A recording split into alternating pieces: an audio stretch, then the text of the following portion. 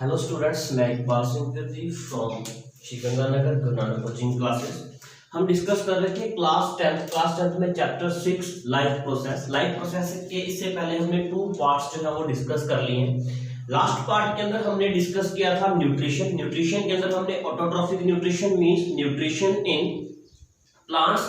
Second हमने discuss किया था heterotrophic nutrition means nutrition in animals के अंदर हमने डिस्कस किया था न्यूट्रिशन इन यूनिसेलुलर्स के अंदर हमने न्यूट्रिशन डिस्कस किया था। आज हम डिस्कस करेंगे न्यूट्रिशन इन ह्यूमन बींग्स कि ह्यूमन बींग्स के अंदर हमारे अंदर जो न्यूट्रिशन है वो कैसे होता है। उससे पहले आप इस चैनल को लाइक, शेयर और सब्सक्राइब जरूर करें ताकि आपको आने वाली हर वीडियो की अपडेट सबसे पहले मिल सके। अब हमने 9 to 12 9th 10th science 11th 12th chemistry की वीडियोस जो है वो अपलोड करना स्टार्ट कर दिया है। थोड़ा डिले हो जाता है, वीडियो के अंदर एक दिन का गैप हो जाता है क्योंकि साइज ज्यादा होता है और गांव के अंदर जो है वो नेटवर्क की थोड़ी प्रॉब्लम होती है, इसीलिए जो अपडेशन है वो थोड़ी स्लो होती है। उस चीज को कंटिन्यू करने के लिए और सभी जो लिंक है इससे पहले जो मैंने वीडियोस बनाई है हर क्लास की, हर चैप्टर की जो भी पार्ट है उसका जो लिंक है आपको डिस्क्रिप्शन के अंदर देखने को मिल रहा होगा। आइए स्टार्ट करते हैं न्यूट्रिशन क्लास 10th। तो हमने डिस्कस किया था, लास्ट में डिस्कस कर रहे थे न्यूट्रिशन इन ह्यूमन बींग्स कि हमारे अंदर जो न्यूट्रिशन है वो कैसे होता है, क्या प्रोसेस होता है। तो हमने डिस्कस किया था प्रीवियस पार्ट के अंदर कि जो न्यूट्रिशन है वो एक एलिमेंट्री कैनाल है, एक प्रोसेस है जिसके अंदर including mouth, oesophagus, stomach, small intestine, large intestine, rectum और एनस, ये सब चीजें इन्वॉल्व होती हैं। तो वन बाय वन अब हमें देखना है कि इन सभी एलिमेंट्री कैनाल के पार्ट्स के अंदर जो डाइजेशन का प्रोसेस है वो कैसे होता है, कैसे हमारा डाइजेशन स्टार्ट होता है। तो आइए शुरू करते हैं। तो फर्स्टली एलिमेंट्री कैनाल का जो पार्ट है वो है माउथ का दूसरा नाम, second name of mouth is buccal cavity. Mouth is also called buccal cavity. Firstly जैसे ही हम फूड लेंगे, बाइट लेंगे और उसको इंसर्ट करेंगे माउथ में, जैसे ही हमने माउथ में बाइट को इंसर्ट किया या रखा, इंजेस्ट करते ही एक वाटर लाइक सब्सटेंस जो है वो ऐड होगा, water like substance called saliva. उसको हम सलाइवा बोलते हैं। और वो सलाइवा आया कहां से? Saliva secreted by salivary glands. जो सलाइवा है वो सैलिवरी ग्लैंड से आई। What is the meaning of gland? Gland का मीनिंग होता है डक्ट मीनिंग पाइप्स। कुछ पाइप्स प्रेजेंट होती हैं हमारी बॉडी के अंदर। फॉर एग्जांपल स्वेट कहां से आता है? स्वेट ग्लैंड से। स्किन पर छोटे छोटे होल हैं। ऑयल कहां से आता है? ऑयल ग्लैंड से। ऑयल को बाहर निकालने के लिए भी हमारे पास कुछ ग्लैंड्स हैं, कुछ डक्ट्स हैं, कुछ होल है। उसी तरीके से कंटिन्यू सलाइवा रिलीज करने के लिए भी हमारे माउथ के अंदर कुछ ग्लैंड्स, कुछ पाइप्स हैं जिनको हम बोलते हैं सैलिवरी ग्लैंड्स, जो सिर्फ लोअर जॉ के अंदर, लोअर पार्ट के अंदर प्रेजेंट होती है माउथ में। आप कभी इस चीज को फील करना कि जो सलाइवा है वो सिर्फ लोअर पार्ट से आ रहा है, अपर पार्ट से जो सलाइवा है वो कभी भी रिलीज नहीं होता। तो जैसे हमने फूड को इंजेस्ट किया माउथ में, ए वाटर लाइक सब्सटेंस जो है वो ऐड होगा, water like substance called saliva, जिसको हम बोलते हैं saliva. Saliva secreted by salivary glands. Saliva secreted by salivary glands. जो सलाइवा है वो कहां से आया? सैलिवरी ग्लैंड से। अब क्या होता है, जो सलाइवा है, सलाइवा के अंदर हमारे पास एक एंजाइम होता है। What is the meaning of enzyme? Enzymes are chemical catalyst. Chemical catalyst का मीनिंग कुछ केमिकल होते हैं हमारे माउथ के अंदर या हमारी बॉडी के अंदर जो डाइजेशन में हेल्प करते हैं। कुछ केमिकल्स होते हैं जिनको हम एंजाइम बोलते हैं जो डाइजेशन में हेल्प करते हैं। तो सैलिवरी ग्लैंड्स, उसमें क्या होता है? ए अमाइलेज या टाइलिन। अमाइलेज या टाइलिन, पी साइलेंट है। अमाइलेज और ptyalin enzyme aid in mouth to start partial digestion of starch. कि जो हमने स्टार्च लिया है, मीनिंग जो भी हम फूड ले रहे हैं वो प्लांट से आ रहा है, प्लांट्स के अंदर मेनली स्टार्च प्रेजेंट होता है। तो जो स्टार्च हमने खाया, जो फूड हमने लिया रोटी, उसका पार्शियली डाइजेशन, पार्शियली मैंने थोड़ा, ठीक है, ज्यादा नहीं थोड़ा, मतलब उसको स्टार्ट कर रहा है, ना कि डाइजेशन हो रहा है, ठीक है। तो फर्स्टली जो डाइजेशन है वो स्टार्ट होगा हमारा माउथ के अंदर। कौन स्टार्ट करेगा? Amylase enzyme. माउथ के अंदर टीथ होते हैं, टीथ का काम होता है सारे फूड को चर्निंग कर देना, बारीक बारीक टुकड़ों के अंदर काट देना, और फिर हम उस फूड को क्या कर लेते हैं? स्वेलो कर लेते हैं। तो उसके बाद यहाँ पर एक क्वेश्चन आता है कि जैसे हमने माउथ के अंदर फूड इंसर्ट किया, इंसर्ट करते ही एक वाटर लाइक सब्सटेंस आया। Water like substance is called saliva. Saliva is secreted by salivary glands. A enzyme amylase is present in the saliva which is help to partial digest the food, जो food का partial digestion करने में help करता है। वहीं question आ जाता है function of saliva, कि हमारे माउथ में सलाइवा क्या क्या फंक्शन है, ठीक है, जो पानी आ रहा है उसका फंक्शन क्या है। जो सलाइवा है, saliva makes the food slippery and easy to swallow. कि जो सलाइवा है, सलाइवा हमारे फूड को स्लीपरी बनाता है ताकि वो इजीली मूव कर सके, कभी इस पार्ट में, कभी इस पार्ट में, कभी इस पार्ट में और कभी इस पार्ट में। सलाइवा फूड को स्लीपरी बनाएगा और वो स्वेलो करने में, निगलने में इजी होगा। आपने देखा होगा अगर आप कोई पाउडर लाइक सब्सटेंस खा रहे हैं तो कुछ पाउडर लाइक सब्सटेंस ऐसे होते हैं जो हमारे दांतों के साथ स्टिक हो जाते हैं, चिपक जाते हैं। तो क्यों चिपके वो? क्योंकि उनके अंदर, पाउडर के अंदर जो सलाइवा है वो कंप्लीटली मिक्स नहीं हो पाया। वहीं जो हम अदर मतलब फूड खा रहे हैं, मान लो हम रोटी खा रहे हैं, रोटी जो है इतनी जल्दी से हमारे दांतों के साथ चिपकती नहीं है क्योंकि जो सलाइवा है वो कंप्लीटली उसके अंदर क्या है? मिक्स हो रहा है। तो हमारे माउथ के अंदर सलाइवा है, saliva released by salivary glands, उसमें एक एंजाइम है अमाइलेज जो स्टार्च का पार्शियली डाइजेशन स्टार्ट करता है, और सलाइवा का फंक्शन है makes the food slippery and easy to swallow. उसके बाद माउथ के अंदर टीथ होते हैं, टीथ क्या करते हैं? हमारे फूड को चर्न करते हैं, बारीक बारीक टुकड़ों में काटने का काम करते हैं। सेकंड, जैसे ही माउथ से हमने फूड स्वेलो किया तो फूड है वो एंटर करेगा इसोफेगस के अंदर। Oesophagus is nothing, oesophagus is food pipe. Oesophagus एक फूड पाइप होती है, जैसे यहाँ पर आपको एक पाइप दिखाई दे रही है, ये तो एक रेस्पिरेटरी ट्रेकिया है। जस्ट इसके बैक साइड के अंदर, जैसे मान लो कि ये एक ट्रेकिया है और जस्ट इसके पीछे इस तरीके से पैरेलल प्रेजेंट होती है इसोफेगस। इसोफेगस का कोई ज्यादा इंपॉर्टेंट रोल नहीं है। Oesophagus just provide the forward direction to food. जो हम फूड खा रहे हैं उसको फॉरवर्ड डायरेक्शन दे रही है, मतलब स्टमक और माउथ के बीच का एक जंक्शन है इसोफेगस। तो oesophagus provide forward direction to food. Oesophagus जो है वो फूड को फॉरवर्ड डायरेक्शन दे रही है, विच इज कॉल्ड, जिस डायरेक्शन को हम बोलते हैं पेरिस्टालसिस मूवमेंट। हमारे बॉडी के अंदर जो फूड है वो आगे चलता है, वो ऐसे चलता है। देखो जैसे ये पाइप, इसमें थोड़ा प्रेशर बनेगा फिर फूड आगे इंसर्ट होगा, प्रेशर बनेगा फिर फूड आगे इंसर्ट होगा, प्रेशर बनेगा फिर फूड आगे इंसर्ट होगा। इस मूवमेंट को इस तरीके से ये बिल्कुल एनस तक चलती है मूवमेंट, रेक्टम तक। तो इस मूवमेंट का नाम है कि फूड आगे हो रहा है, फॉरवर्ड हो रहा है, आगे पास हो रहा है, तो इस मूवमेंट को हम बोलते हैं पेरिस्टालसिस मूवमेंट। जैसे ही फूड इसोफेगस माउथ से इसोफेगस में आया, इसोफेगस के बाद जो फूड है वो एंटर करेगा स्टमक के अंदर। अब स्टमक का क्या रोल रहेगा? देखिए, stomach is a hollow muscular bag like J shaped organ.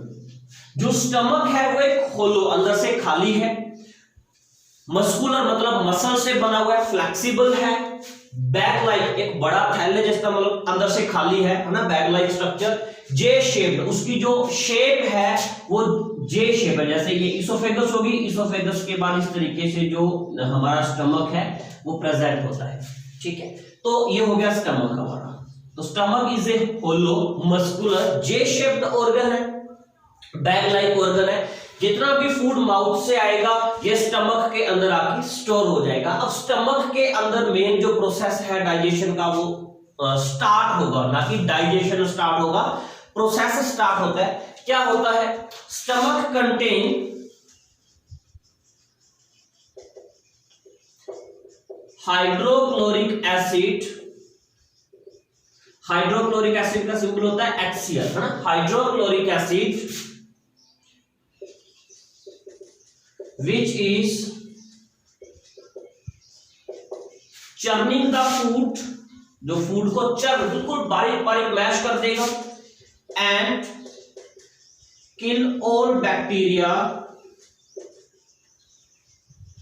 present in food, और फूड के अंदर जितने भी बैक्टीरिया या जर्म्स हमने खाए हैं वो सारे किल हो जाएंगे।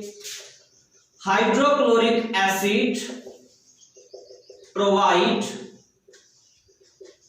acidic medium to stomach which is essential for digestion, essential for digestion। कि जो स्टमक है, स्टमक के अंदर हाइड्रोक्लोरिक एसिड है, सारे फूड को तो चर्न करेगा, मैश कर देगा, प्लस सारे जर्म्स किल कर देगा, क्योंकि इसके अंदर एक एसिड है, एक स्ट्रॉन्ग केमिकल है। अब जो एसिड है वो एक एसिडिक मीडियम देता है जो डाइजेशन के लिए इजी है। What is the meaning of acidic medium? अक्सर बोलते हैं कि खाना खाने से पहले या खाना खाने के जस्ट बाद या खाते वक्त बीच में कभी पानी नहीं पीना चाहिए। ऐसा क्यों? लेकिन लस्सी पी सकते हैं, ऐसा क्यों बोला जाता है? देखिए, हमारे स्टमक के अंदर है हाइड्रोक्लोरिक एसिड। जब हमें भूख लग रही है तो हाइड्रोक्लोरिक एसिड जो अपने एक पीक लेवल पे है, स्ट्रॉन्ग एसिड है, तो जैसे हमने खाना खाया तो सारा खाना जैसे ही उस एसिड में जाएगा, एसिड के अंदर एंटर करते ही एसिड अपने एक्शन में आएगा और उसका डाइजेशन करना स्टार्ट कर देगा। 3 से 4 घंटे के अंदर हमारे फूड का डाइजेशन कंप्लीट हो जाएगा। वहीं हमने क्या किया, खाने से जस्ट पहले, खाने के बीच में या खाने के जस्ट बाद पानी पी लिया। अब एसिड के अंदर फूड है और फूड के अंदर हमने पानी मिक्स कर दिया, मतलब जो एसिड है उसकी एसिडिक पावर कम हो गई। अब डाइजेशन क्या होगा? स्लो होगा, धीरे होगा। इसीलिए हमेशा हमें खाने के पहले, बीच में, जस्ट बाद पानी नहीं पीना चाहिए। कम से कम आधे घंटे बाद आप पानी पिए, हाफ एन आवर बाद, ताकि आपका जो डाइजेशन है वो क्या हो सके? इजी। लेकिन लस्सी पी सकते हैं। लस्सी क्या होता है? खट्टी होती है, एसिडिक मीडियम होता है लस्सी का, तो जो डाइजेशन में हेल्प करती है। लस्सी पी सकते हैं लेकिन पानी नहीं पी सकते। तो हुआ क्या, स्टमक के अंदर जो हाइड्रोक्लोरिक एसिड है फूड को चर्न करेगा, सभी जर्म्स को किल करेगा और एक एसिडिक मीडियम प्रोवाइड करेगा हमारे स्टमक को। अब मेन बात ये आती है कि हमारे स्टमक के अंदर या हमारे पेट के अंदर एक केमिकल है हाइड्रोक्लोरिक एसिड, और अगर एसिड जो है वो हमारे हाथ पे गिर जाए, स्किन पे गिर जाए, तो स्किन जो है वो बर्न हो जाती है। लेकिन ये स्टमक के अंदर है तो स्टमक डैमेज क्यों नहीं होता? तो यहां पर क्या होता है, मैं इसी का आगे पार्ट लिखा हूं, स्टमक का ही। A mucous membrane present around the stomach which is help to prevent the stomach from hydrochloric acid। तो जो स्टमक है, स्टमक की जो लाइनिंग है, यहाँ पर एक मेम्ब्रेन होती है, म्यूकस मेम्ब्रेन, जो एक बहुत ही ज्यादा स्टिकी नेचर की होती है। तो ये मेम्ब्रेन क्या करती है, हमारे स्टमक को हाइड्रोक्लोरिक एसिड से बचाती है। कुछ लोगों के पेट में अल्सर मतलब जख्म हो जाते हैं। जख्म होने का मतलब क्या है, एसिड, वो फ्राइड फूड ज्यादा खा रहे हैं, तला खाना ज्यादा खा रहे हैं, ज्यादा स्पाइसी फूड खा रहे हैं। ज्यादा स्पाइसी फूड से हाइड्रोक्लोरिक एसिड जो है वो हार्म होता है, ठीक है, ज्यादा एक्टिव होता है। ज्यादा एक्टिव होगा तो वो बॉइल होने लगेगा, बॉइल होगा तो हमारी जो म्यूकस मेम्ब्रेन है ये डैमेज होने लग जाएगी, जिसके कारण हमें पेट में दर्द रहेगा, एसिडिटी बनेगी, ठीक है, तो गैस बनने लग जाएगी और ऐसी बहुत सारी प्रॉब्लम हमें फेस करनी पड़ती है। या अंदर ही अंदर स्टमक के अंदर जो है वो ब्लड निकलने लग जाता है, जिसको हम पेप्टिक अल्सर बोलते हैं। क्या बोलते हैं? Peptic ulcer. अल्सर मैंने जख्म हो गए, पेप्टिक मतलब पेट के अंदर, स्टमक के अंदर क्या हो चुके हैं? जख्म हो चुके हैं। इसलिए हमें स्पाइसी या जंक फूड को हमें अवॉइड करना चाहिए। तो जो म्यूकस मेम्ब्रेन है, यहाँ पर क्वेश्चन आता है कि स्टमक के अंदर जो हाइड्रोक्लोरिक एसिड उसको प्रिवेंट कौन करता है, म्यूकस मेम्ब्रेन करती है, ठीक है। और हाइड्रोक्लोरिक एसिड के वर्क फंक्शन कौन कौन से होंगे, एसिडिक मीडियम दे रहा है, फूड को चर्न कर रहा है, ठीक है। हाइड्रोक्लोरिक एसिड के साथ कुछ और केमिकल्स ऐड होते हैं, ये सभी केमिकल्स ऐड होकर जूस बनाते हैं जिसको अपने बोलते हैं गैस्ट्रिक जूस, ठीक है, जो गैस्ट्रिक ग्लैंड से रिलीज होता है। स्टमक के अंदर भी कुछ ग्लैंड्स प्रेजेंट होती है। उसके बाद स्टमक के अंदर क्या होगा, एक एंजाइम आएगा, माउथ के अंदर एंजाइम आया अमाइलेज, वहीं यहां पर एंजाइम आएगा पेप्सिन। क्या करेगा pepsin, help to start partial digestion of food. एक पेप्सिन एंजाइम जो आया वो हमारे फूड का, या आपने बोले प्रोटीन, मेनली फूड के अंदर जो हमने प्रोटीन लिया है उस प्रोटीन का पार्शियली डाइजेशन, एक डाइजेशन को स्टार्ट करेगा। माउथ, इसोफेगस, स्टमक, डाइजेशन शुरू हुआ है, स्टार्ट हुआ है, लेकिन डाइजेशन कंप्लीट नहीं हुआ। डाइजेशन कंप्लीट होगा स्मॉल इंटेस्टाइन के अंदर। तो देखिए ये हमारे स्टमक के अंदर कुछ इस तरीके की एक्टिविटीज प्रेजेंट होती है, जैसे फूड जाएगा, हाइड्रोक्लोरिक एसिड उसको चर्न करेगा, बैक्टीरिया किल करेगा, एसिडिक मीडियम देगा, म्यूकस मेम्ब्रेन होती है, फिर पेप्सिन एंजाइम आएगा जो प्रोटीन का डाइजेशन करेगा, और फिर जो फूड है वो एंटर करेगा स्मॉल इंटेस्टाइन के अंदर।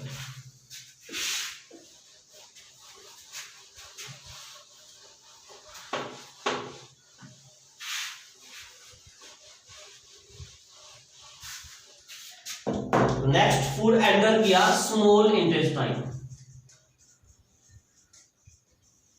अब स्मॉल इंटेस्टाइन के अंदर देखिए क्या, थोड़ा डायग्राम से समझाता हूं। इसोफेगस, इसोफेगस के बाद फूड एंटर हुआ स्टमक के अंदर।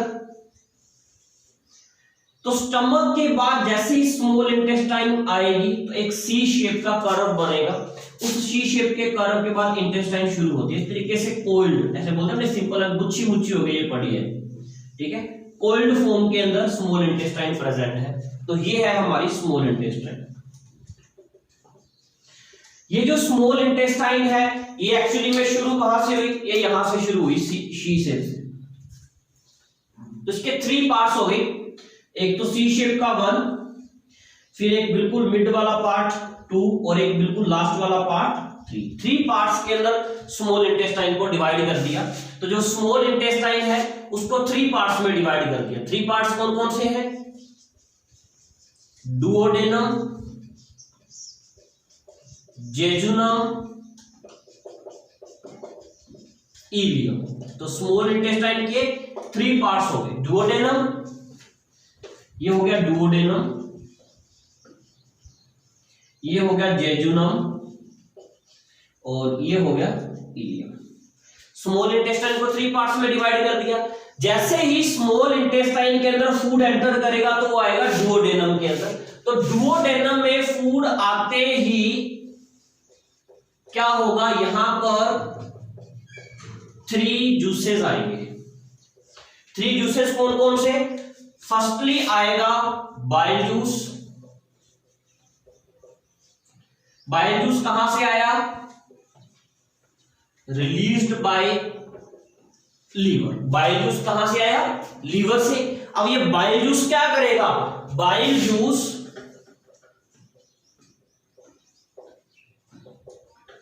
helps to emulsification of food। ये फूड का क्या करेगा, इमल्सिफिकेशन। डेफिनेशन आती है एग्जाम में, define emulsification of food. Emulsification of food का मीनिंग क्या हो गया, convert the large globules of fat into smaller globules. कि हमने जो फैट खाया है उसके जो बड़े टुकड़े हैं उनको छोटे टुकड़ों में कन्वर्ट करना, उसको बोलते हैं इमल्सिफिकेशन ऑफ फैट। एक जूस आएगा बाइल जूस लीवर से, जो हमारे फैट को इमल्सिफाई करेगा। सेकंड आएगा पैनक्रियाटिक जूस। पैनक्रियाटिक जूस क्या करता है, रिलीज्ड बाय पैनक्रियास, जो पैनक्रियास से आता है, क्योंकि स्टमक के यहां प्रेजेंट होता है लीवर, ठीक है, ये हो गया लीवर। बिल्कुल नीचे ऐसे लीफ लाइक जो स्ट्रक्चर है, ये होती है pancreas. Released by pancreas, helps to digest protein, ये किसका डाइजेशन करेगा? प्रोटीन का। एंड लास्ट आएगा एक इंटेस्टाइनल जूस, थर्ड आएगा इंटेस्टाइनल जूस, जो कौन रिलीज करेगा? रिलीज्ड बाय स्मॉल इंटेस्टाइन, जो स्मॉल इंटेस्टाइन से रिलीज होगा। ये सिर्फ हेल्प करती है, हेल्प्स टू डाइजेशन, ये सिर्फ डाइजेशन में हेल्प करती है, हेल्प्स इन डाइजेशन, डाइजेशन में हेल्प करेगी और कुछ नहीं करेगी। तो जैसे ही फूड स्मॉल इंटेस्टाइन के अंदर एंटर हुआ, एंटर होते ही डुओडेनम पार्ट में 3 जूसेस आए, ठीक है। 3 जूस कौन कौन से? बाइल जूस आया, पैनक्रियाटिक जूस आया, last one is intestinal juice आया। बाइल जूस क्या करेगा? इमल्सिफिकेशन ऑफ फैट, मतलब जो फैट हमने लिया है उसको स्मॉल स्मॉल टुकड़ों में कन्वर्ट करेगा।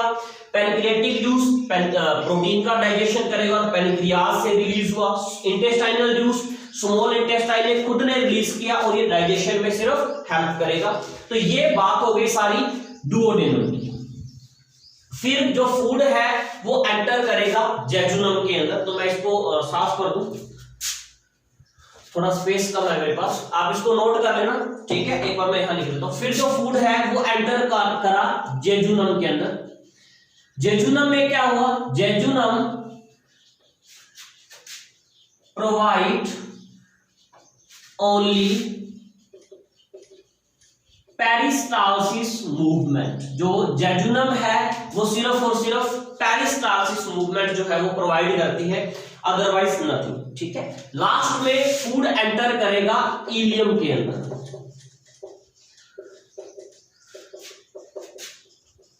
Ilium contain finger like projections called villi. Villi are helps to absorb the digested food into blood. अब क्या होगा? जो लास्ट पार्ट है इलियम, ये मान लो हमारे पास पार्ट है इलियम। इलियम के अंदर क्या होगा? फिंगर लाइक प्रोजेक्शंस होंगे इस तरीके से। These finger like projections are called villi, इनको हम बोलते हैं विलाई। जैसे ही फूड डुओडेनम से जेजुनम, जेजुनम से इलियम में गया तो इलियम में फिंगर लाइक प्रोजेक्शंस है विलाई। ये विलाई क्या करते हैं? सारे फूड को स्क्वीज करेंगे, स्क्वीज करके उसका जो जूस निकलेगा वो ब्लड के अंदर चला जाएगा, मीनिंग जो ग्लूकोज निकलेगा, डाइजेशन जो होगा वो ब्लड के अंदर चला गया, बाकी जो वेस्ट है वो चला जाएगा लार्ज इंटेस्टाइन के अंदर। अब हुआ क्या? स्मॉल इंटेस्टाइन के अंदर एक तो 90% जो डाइजेशन है वो कंप्लीट हो चुका है, किसके थ्रू? विलाई के थ्रू। यहां पर क्वेश्चन आता है how to small intestine design, sorry, how small intestine design to digest, so to absorb digest, कि स्मॉल इंटेस्टाइन को कैसे डिजाइन किया गया है कि वो डाइजेस्टेड फूड को एब्जॉर्ब करे। तो स्मॉल इंटेस्टाइन पर फिंगर लाइक प्रोजेक्शंस है इलियम पार्ट के अंदर, जो डाइजेस्टेड फूड को अपने अंदर क्या करते हैं? Absorb in the form of glucose, glucose की फॉर्म में अपने अंदर एब्जॉर्ब कर लेते हैं और हमारा डाइजेशन कंप्लीट हुआ। और स्मॉल इंटेस्टाइन सबसे लार्ज पार्ट है। लार्ज पार्ट का मतलब ये 8 मीटर लॉन्ग होती है, अप्रोक्सीमेट 25 फीट लंबी, बहुत लंबी होती है, कोइल फॉर्म के अंदर प्रेजेंट है। तो ये हमारा हुआ डाइजेशन यानी nutrition in human beings complete. उसके बाद 90% डाइजेशन यहां हो गया। स्मॉल इंटेस्टाइन के बाद जो फूड है वो एंटर करेगा लार्ज इंटेस्टाइन में।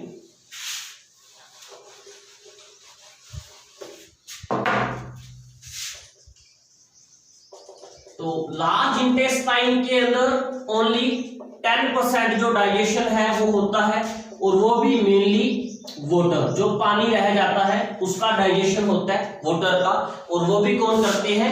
विलाई। और उसके बाद जो भी हमारी बॉडी का वेस्ट है वो रेक्टम और एनस के थ्रू बॉडी से बाहर निकल जाता है। इसको हम बोलते हैं nutrition in human beings. Humans के अंदर न्यूट्रिशन कैसे हुआ? Mouth, oesophagus, stomach, small intestine, large intestine, rectum और एनस। आई होप कि आपने ये डाइजेशन अच्छे से समझा होगा। फिर भी अगर आपको इस डाइजेशन के अंदर कोई प्रॉब्लम या कोई डाउट आए तो आप मेरे को इस नंबर पे कॉल करें या व्हाट्सएप करें, ताकि आपके जो डाउट है वो मैं क्लियर कर सकूं। 7891616784 या कमेंट सेक्शन के अंदर जाकर भी आप मेरे से डाउट क्लियर कर सकते हैं। उसके बाद ये एक जो प्रोसेस है हमारी लाइफ का, एक सिस्टम जो है न्यूट्रिशन वो कंप्लीट हुआ। तो हमने देखा था लाइफ प्रोसेस के अंदर कुछ प्रोसेस थे, न्यूट्रिशन के बाद सेकंड था हमारे पास रेस्पिरेशन। तो अब हम शुरू करते हैं रेस्पिरेशन।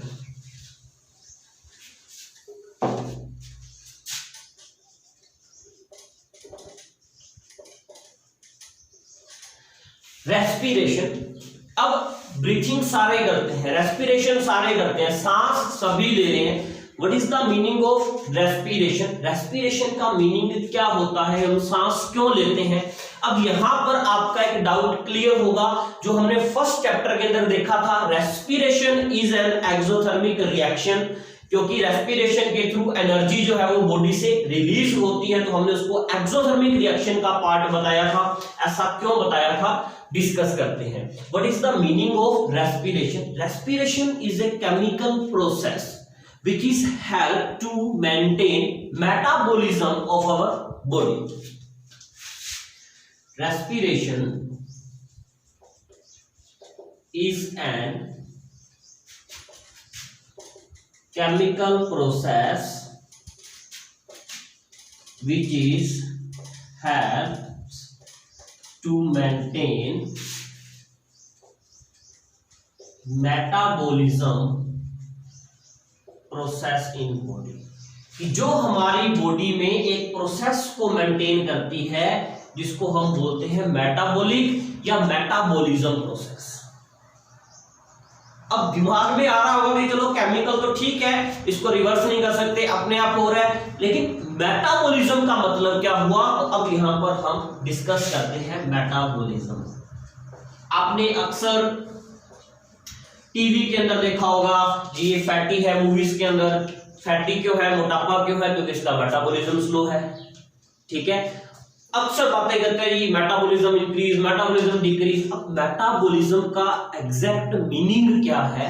मेटाबॉलिज्म का मीनिंग देखिए क्या है। अभी अभी हमने डिस्कस किया न्यूट्रिशन। उस न्यूट्रिशन के अंदर क्या हुआ, जो भी फूड हमने खाया, हमने प्रोटीन लिया, विटामिन लिए, या हमने कार्बोहाइड्रेट लिया, फैट लिया, सारा जो खाना है वो एक साथ स्टमक में जाएगा, स्टमक से स्मॉल इंटेस्टाइन, और स्मॉल इंटेस्टाइन से एक साथ उसका जूस निकलेगा और वो सारा डाइजेशन ग्लूकोज की फॉर्म में हमारे ब्लड में चला गया।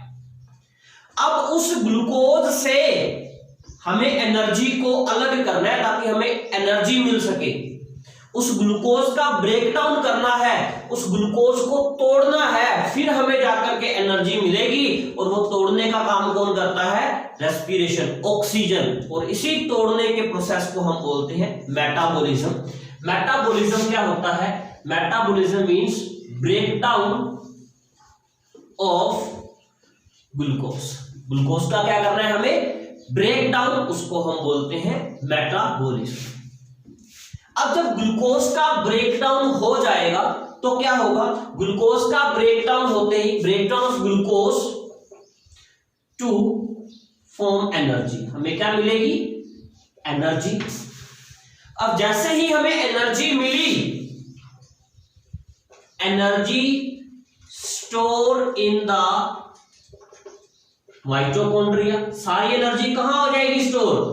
माइटोकॉन्ड्रिया के अंदर। आपने 9th क्लास में पढ़ा होगा mitochondria is power house of the body, या सेल का पावर हाउस है।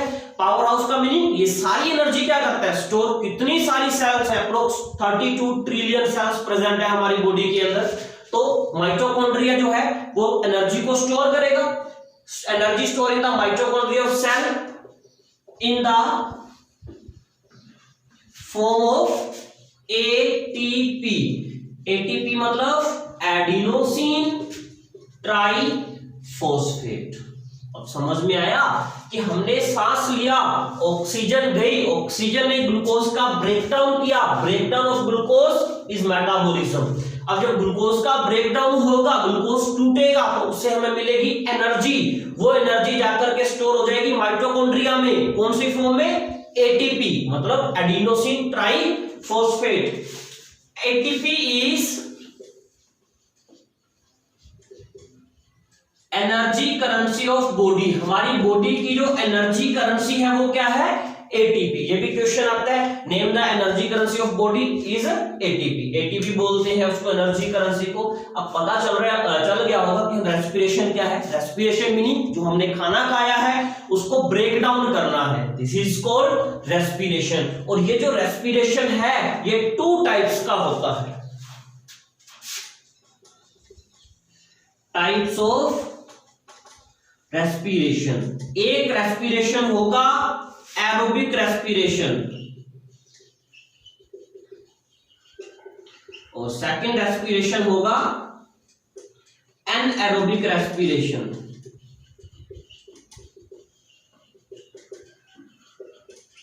अब what is the difference between aerobic and anaerobic respiration? Respiration 2 तरीके से कर सकते हैं। एक वो प्रोसेस जो हम ऑक्सीजन के साथ सांस ले रहे हैं, ठीक है, respiration present in presence of respiration presence in oxygen.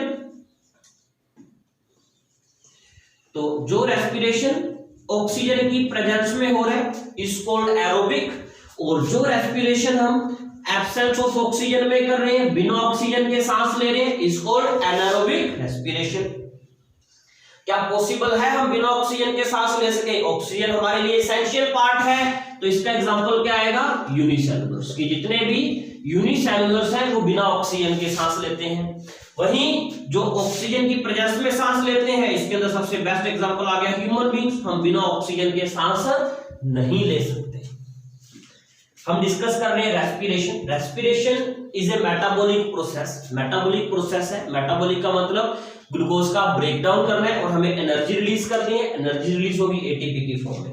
Respiration 2 type का है, एरोबिक और एनारोबिक। उसके बाद जनरल बात, जो रेस्पिरेशन है वो 1 मिनट के अंदर जो हम सांस लेते हैं 16 to 24 ब्रीथ करते हैं 1 मिनट के अंदर हम 16 से 24 बार सांस लेते हैं, ठीक है, इतना ही सांस लेते हैं। आप कैलकुलेट कर सकते हैं 1 मिनट के अंदर। जो छोटा बच्चा है वो 40 भी रेस्पिरेशन कर सकता है, 32 भी कर सकता है। जैसे जितना छोटा होगा रेस्पिरेशन रेट उतनी ज्यादा होगी, जैसे जितना बड़ा होगा रेस्पिरेशन रेट उतनी ही क्या होती है, उसकी कम होती है। तो ये हमने इंट्रोडक्शन किया है रेस्पिरेशन का। रेस्पिरेशन के अंदर हमने देखा respiration is a metabolic process. Respiration एक मेटाबॉलिक प्रोसेस है, जैसे ही ऑक्सीजन आएगी या ऑक्सीजन नहीं होगी तो वो ग्लूकोज को तोड़ेगा, तोड़ने के बाद उससे एनर्जी निकलेगी जिसको मेटाबॉलिज्म बोलते हैं, और वो एनर्जी स्टोर हो जाएगी एटीपी की फॉर्म में। कहां स्टोर होगी? माइटोकॉन्ड्रिया के अंदर। तो अब पता चल गया होगा कि रेस्पिरेशन क्यों जरूरी है, कि जो भी हमने फूड खाया तो उस फूड से हमें एनर्जी लेनी है, तो ये एक एनर्जी निकलने के प्रोसेस को हम बोलते हैं एक्सोथर्मिक, क्योंकि ये केमिकल प्रोसेस है। अब एक्चुअली में देखो क्या होता है, पूरा एक चार्ट बना रहा हूं। हमने क्या लिया, खाना खाया और वो खाना हमें मिला ग्लूकोज की फॉर्म में, C6H12O6, जिसको हमने बोला ग्लूकोज। अब हमें इस ग्लूकोज का ब्रेक डाउन करना है, ठीक है, और हमें यहां से एनर्जी बाहर निकालनी है। इस सारे प्रोसेस को हम बोलते हैं रेस्पिरेशन। अब क्या होगा, ये ग्लूकोज जो है ये कन्वर्ट हो जाएगी पायरुविक एसिड के अंदर, मीनिंग 3 कार्बन। अपने आप जो ग्लूकोज है वो पायरुविक एसिड में टूटेगा और ये प्रोसेस होगा सेल के साइटोप्लाज्म के अंदर। सेल के अंदर होगा, सेल के अंदर जो फ्लूइड है, चाहे कोई यूनिसेलुलर है चाहे कोई मल्टी सेलुलर है, सभी के अंदर जो ग्लूकोज है वो अपने आप पायरुविक एसिड में टूटेगी। जैसे ही पायरुविक एसिड बन गया उसके बाद अब इसके अलग अलग प्रोसेस आएंगे। अलग अलग प्रोसेस मीनिंग, फर्स्टली इसका प्रोसेस होगा प्रेजेंस ऑफ ऑक्सीजन, कि ऑक्सीजन है तो हमारे पास एनर्जी कैसे मिलेगी। सेकेंड हमने देखा है एब्सेंस ऑफ ऑक्सीजन, अगर हमारे पास ऑक्सीजन नहीं है तो क्या होगा।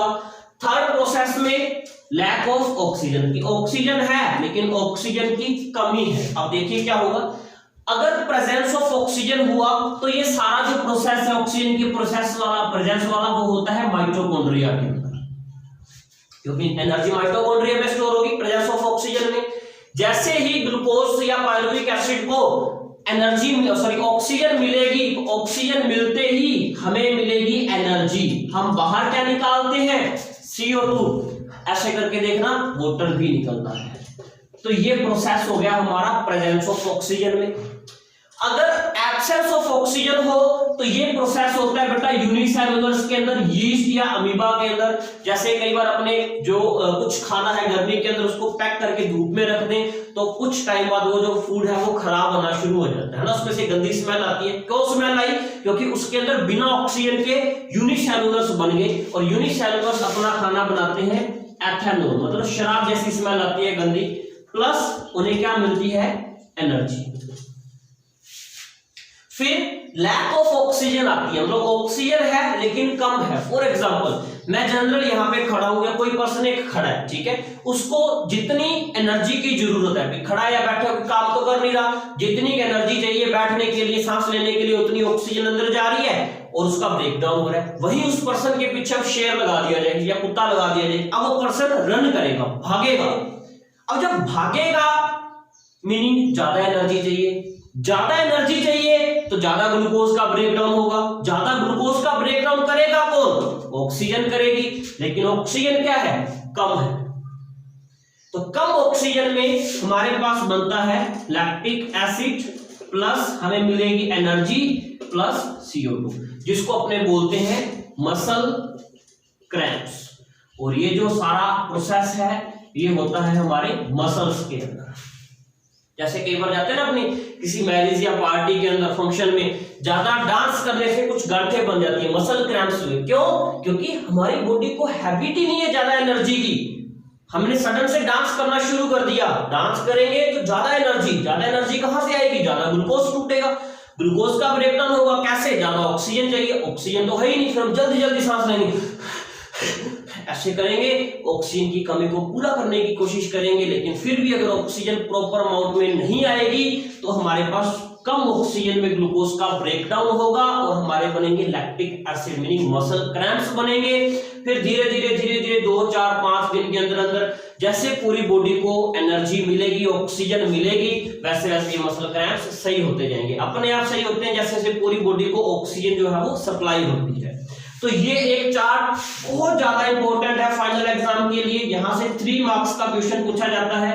क्वेश्चन क्या पूछा जाता है, breakdown of glucose, breakdown of glucose in various ways, अलग अलग वेज के अंदर ग्लूकोज का ब्रेकडाउन कैसे होता है, मीनिंग प्रेजेंस ऑफ ऑक्सीजन में, एब्सेंस ऑफ ऑक्सीजन में और लास्ट लैक ऑफ ऑक्सीजन के अंदर। तो एक बुक के अंदर भी सेम ऐसा चार्ट दिया हुआ है, आप इसको अच्छे से डिस्कस करना और रीड करना। फिर भी अगर आपको कोई डाउट या कोई प्रॉब्लम लगे किसी वर्ड या किसी कंटेंट में तो आप मेरे से वो क्लियर कर सकते हैं, क्योंकि ये बहुत इंपॉर्टेंट पार्ट है और 3 मार्क्स का क्वेश्चन आने के चांसेस है फाइनल एग्जाम के अंदर। आज के लिए हम इतना ही डिस्कस करेंगे।